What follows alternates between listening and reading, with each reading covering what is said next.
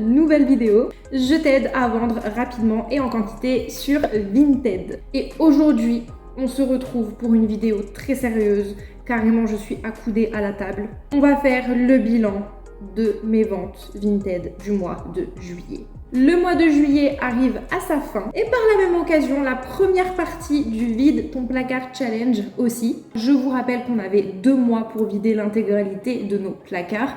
Il n'en reste plus qu'un. Ça passe vite. Donc, je me suis dit qu'on allait faire ensemble mon bilan des ventes du mois de juillet. Comme ça, en commentaire, vous allez pouvoir me partager le vôtre et on va voir un petit peu où on en est. Mais tout d'abord, laissez-moi vous parler de mon café aux champignons. Je sais pas pourquoi je ris, c'est vrai, c'est un café aux champignons.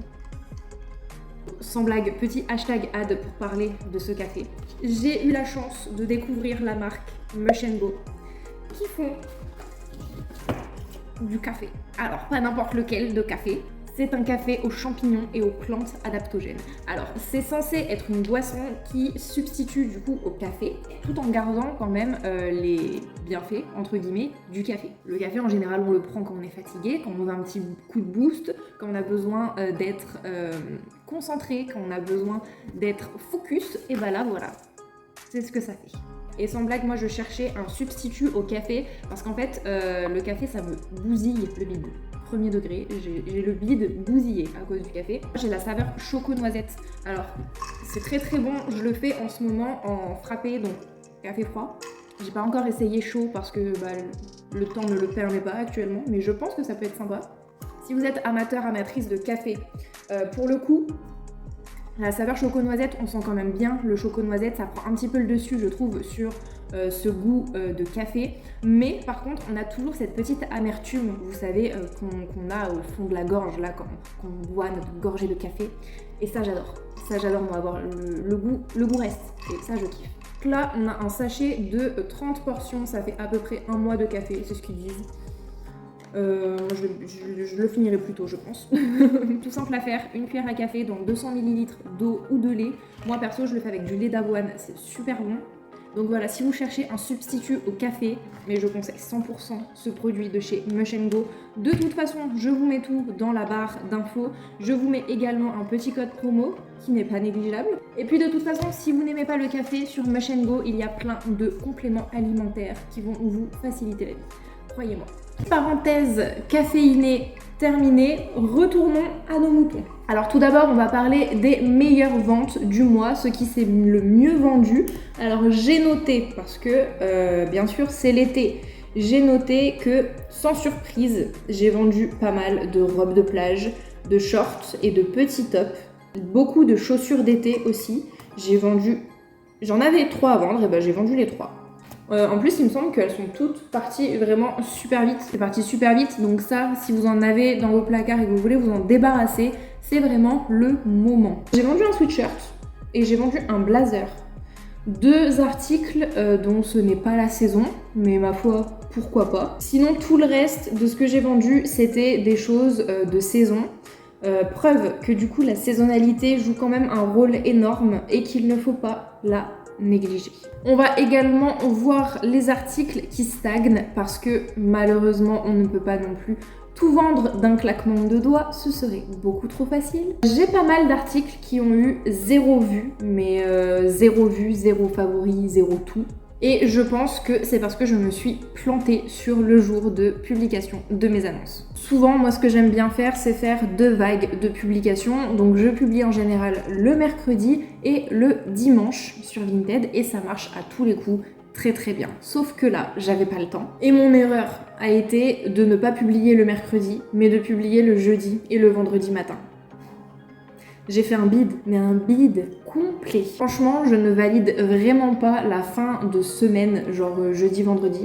Je valide la fin de semaine, le week-end, donc samedi, dimanche, mais le jeudi, vendredi,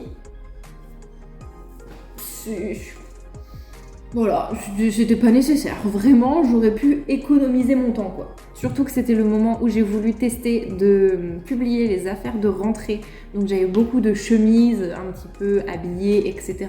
Parfaites pour la rentrée en soi. Et bah j'ai bidé complètement.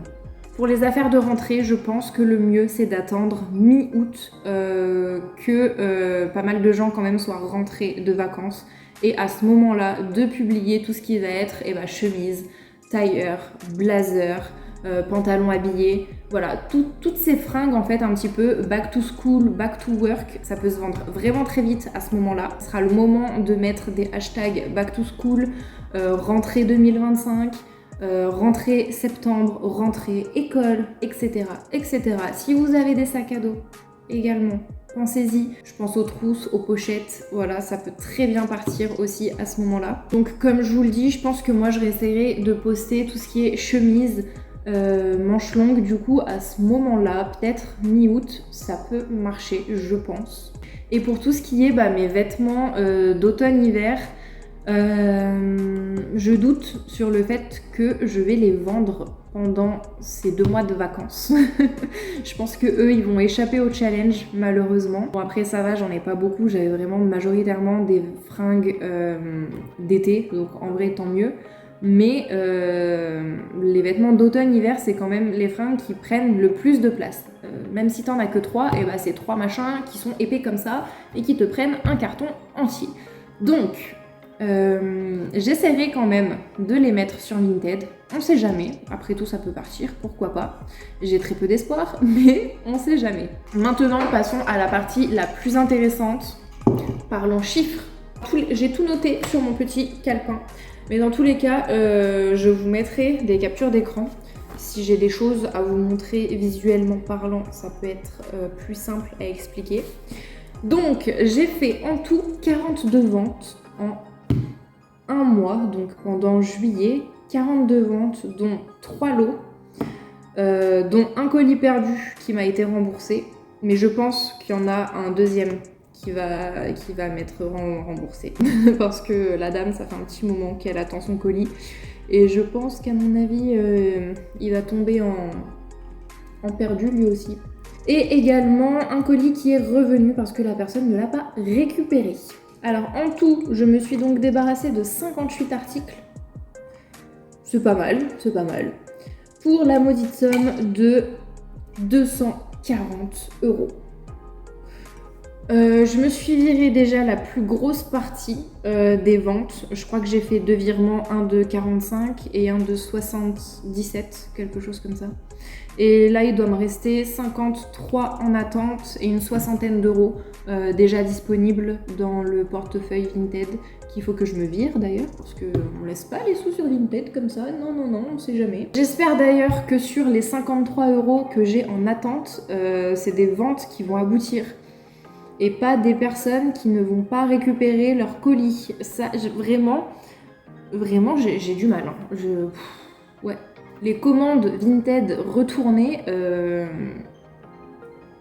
c'est pour me tester. Je pense vraiment que c'est pour me tester. Toi, t'es là, t'as fait ton petit colis, t'es content de t'être débarrassé, t'as imprimé ton bordereau, t'as trouvé un carton ou des pochettes pour envoyer ton colis, t'es allé les déposer en point relais, tout ça pour que finalement quoi ? Que la personne ne se bouge pas pour aller chercher son colis et du coup ça t'est renvoyé, donc vente annulée, l'acheteur est remboursé et toi t'as ton colis.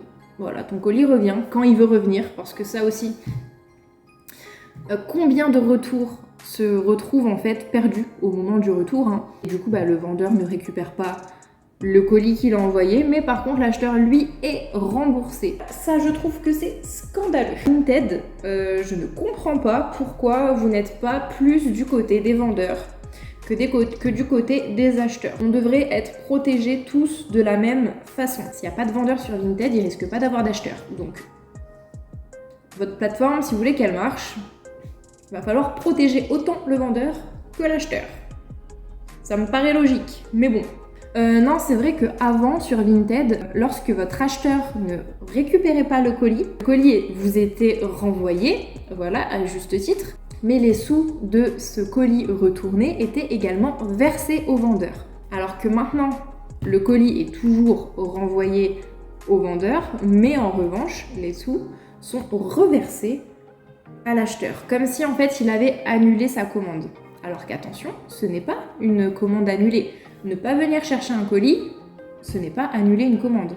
Et ça, il y en a beaucoup qui en jouent. Attention. Je le sais parce que moi, en point relais, combien de fois il y a des gens qui viennent me voir et qui me disent « Alors ce colis-là, en fait, je vais pas le récupérer parce que j'ai trouvé moins cher. » Mais ça, c'est pas mon problème, en fait. Votre colis, ça fait 5 jours qu'il m'embête dans le magasin. Moi, je suis payée pour quoi? Pour le regarder comme ça, prendre de la place sur mes étagères? Non, vraiment, ceux qui font exprès de pas aller chercher vos colis, je vous aime pas. Je vous aime pas. Et pour plein de points différents. Non seulement parce que déjà, vous embêtez les points relais, parce que les points relais, ils gardent vos colis minimum 7 jours avant de les renvoyer. Vous prenez la place dans les lockers, et après les lockers sont pleins, et après les gens crient, et après ça retombe sur qui? Et ça retombe sur ceux qui ont des points relais, parce que leurs colis sont redirigés en points relais, parce que votre colis que vous ne voulez pas venir chercher prend trop de place dans les lockers. Et troisièmement, ça m'énerve parce que les vendeurs se retrouvent bêtes avec des colis retournés pour rien. Voilà, je pense que ça y est, j'ai assez extériorisé ma haine, on peut continuer. En soi, je suis très satisfaite du montant de ce premier mois de vente, 240 €, génial, franchement, il n'y a rien à dire. Par contre, là où ça m'embête un petit peu, c'est la quantité, le volume de fringues en fait vendues. 53, c'est pas beaucoup. 53 fringues sur tout ce qui me reste, franchement. Ça fait quoi? Peut-être un carton et demi parce que c'était des petits t-shirts en plus, des petits trucs d'été. Voilà, ça m'a pas vraiment débarrassé de niveau volume. Donc là, en août, je vais vraiment essayer de vendre beaucoup plus niveau volume. Peut-être pas forcément niveau argent parce que comme je vous dis, moi, c'est vraiment pour me débarrasser en fait physiquement des vêtements, c'est même pas tant pour me faire de l'argent dessus, c'est plus pour physiquement, je peux plus me les voir. Voilà, sur une quarantaine de ventes, j'ai fait que 3 lots. 3 lots, c'est pas beaucoup. Je pourrais en faire beaucoup plus. Je vais essayer de mettre en place des nouvelles choses pour vendre encore plus de lots. J'avais essayé les hashtags, c'est-à-dire de mettre des hashtags lot activé, lot avantageux, lot réduction, réduction par lot. J'avais essayé de mettre tous ces hashtags, je trouve que ça fait pas le taf. Je pense qu'il y a autre chose à faire et là j'ai envie d'essayer de mettre en fait sur toutes mes annonces que je vais publier, en description je vais mettre les réductions que je fais en lot. C'est-à-dire que je vais me faire un petit texte dans mes notes en écrivant que réduction en lot, à partir de tant d'articles vous avez moins 10%, à partir de tant d'articles moins 15%, de tant d'articles moins 30%, etc., etc. Je vais le copier-coller et je le mettrai dans chacune de mes descriptions d'articles. Dans chacune de mes annonces, il y aura les réductions en lot de préciser. Parce que là, il faut vraiment que je me débarrasse. Dans la dernière vidéo, je me souviens avoir dit que j'avais un peu plus de 200 articles à vendre pendant ces 2 mois de challenge. En fait, c'est plutôt 400. C'est honteux. Je m'en suis rendu compte parce que sur Vinted, vous pouvez voir le nombre d'articles que vous avez publiés. Et là, j'ai encore 343 articles sur mon dressing. Alors que j'ai fait quand même, j'avais dit combien? 58 articles de vendus. J'avais environ 400 articles en fait. On n'est pas sorti de l'auberge, je vous dis. C'est pas grave, il faut rester motivé, c'est pour ça que je bois beaucoup du café, hein. Voilà, cette vidéo bilan est déjà terminée. N'hésitez pas à me partager votre bilan à vous de vos ventes de juillet en commentaire. Je serai ravie de voir où vous en êtes par rapport au challenge. Comme d'habitude, je vous laisse également mettre votre compte Vinted en commentaire avec une petite phrase qui explique ce que vous vendez. Comme ça, on se fait, comme d'habitude, un giga partage de compte Vinted en commentaire de cette vidéo. Besoin de conseils, etc. Mettez également votre compte Vinted. Moi, je passerai faire un tour et je ferai ce que je peux pour vous aider. Je vous remets également le code promo pour le café Mush & Go. C'est trop bon. Je sais pas combien je peux en boire par jour, mais j'ai envie de m'en refaire un autre. Pour nos vacanciers, je vous souhaite de très bonnes vacances. Et pour les autres, un très bon challenge et de très bonnes ventes Vinted. On se retrouve bientôt dans une prochaine vidéo et on se retrouve tout de suite sur Vinted. Bye!